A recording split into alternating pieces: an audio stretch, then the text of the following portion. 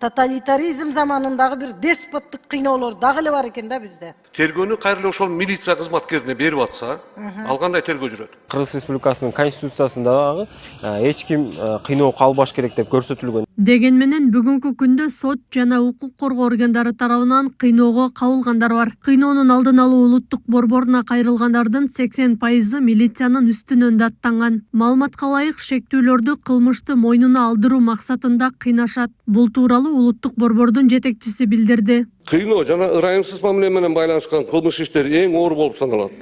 Анткени көпчүлүк учурда күнөөлүүлөр расмий бийлик өкүлдөрү.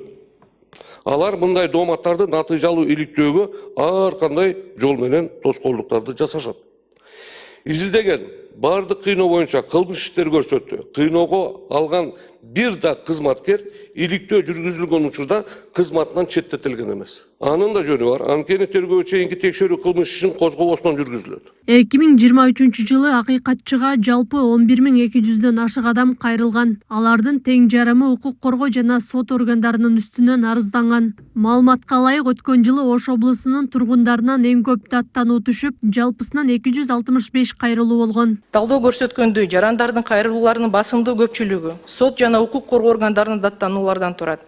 Алсак, акыркы 3 жылдын ичинде сот органдарына байланышкан кайрылуулар жана жалпы кайрылуулардын санынан 40-45%дын ортосунда туруктуу бойдон калууда.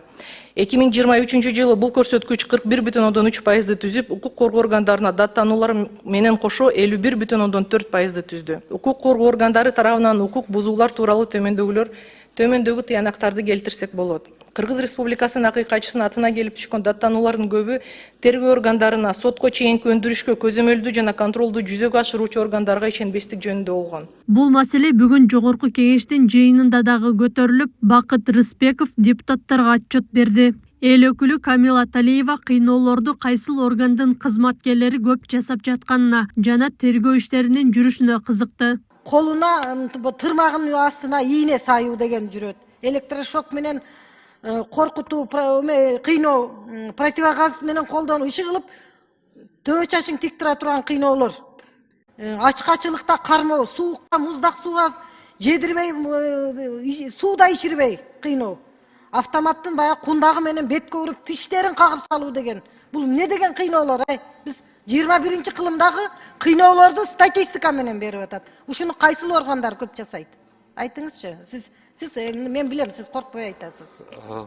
Мен ушул учурдан пайдаланып, мунугу немени да сурагым келет да. Тергөөнү МВДга өткөрүп бергенден кийинки абал кандай болду? Кыйноону колдонгондор жазага тартылбайт. Быйылкы баяндамада дагы так эле ошону айтып атабыз. Туура. Себеп дегенде, эгерде эми болжолдуу түрдө дейли, милиция кызматкери, опер кызматкери кыйнаса, тергөөнү кайра эле ошол милиция кызматкерине берип атса, ал кандай тергөө жүрөт? Жыл башынан бери СИЗО менен ИВСке пытка болду деп арыздар түштүбү? СИЗО менен ИВСте. Башкы прокуратуранын статистикага токтолдум, бирок кыйноолорду алдын алуу боюнча улуттук борбордон дагы биз баруулар учурда да арыздар түшүп атты. Улуттук борбор жөнүндө мыйзамдын талаптарына ылайык биз ар бир билдирүүнү, арызды прокуратура органдарына жөнөтөбүз да. Бизде арыз карай турган функция каралган эмес. Эми алардын жыйынтыгы боюнча мына жанагы айтылгандай эле иштердин көбү кыскарып кетет. Кыйноонун алдын алуу улуттук борборунун координациялык кеңешинин мурдагы мүчөсү Нурислам Раимжанов кыйноолордун башка түрлөрү чыгып жатканын билдирди.